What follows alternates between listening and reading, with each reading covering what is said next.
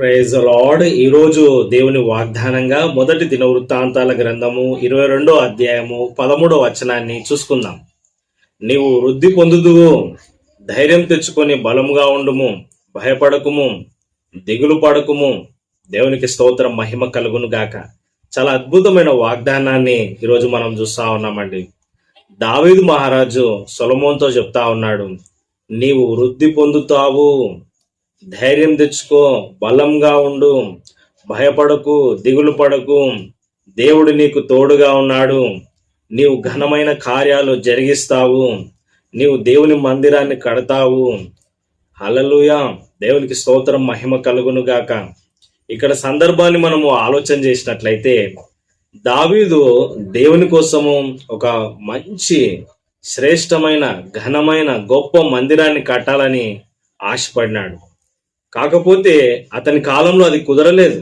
దేవుడు కూడా ఏమన్నాడంటే, నువ్వు విస్తారంగా రక్తాన్ని ఒలికించినావు కాబట్టి నీవు మందిరాన్ని కట్టలేవు, గాని నీ కుమారుడైన సొలొమోను మందిరాన్ని కడతాడు, అతడు సమాధానకర్తగా ఉంటాడు, అతని ద్వారా నా మందిరాన్ని కట్టించుకుంటానని దేవుడు దావీదుకు సెలవిచ్చినాడు. దేవునికి స్తోత్రం, మహిమ కలుగును గాక.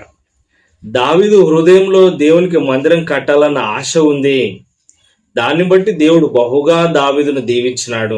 అంత మాత్రమే కాదు, దేవుడు ఏమన్నాడంటే, నీ కుమారులు నిత్యము రాజ్యస్థాపన ఉంటుంది అని వాగ్దానం చేసినాడు ప్రభు.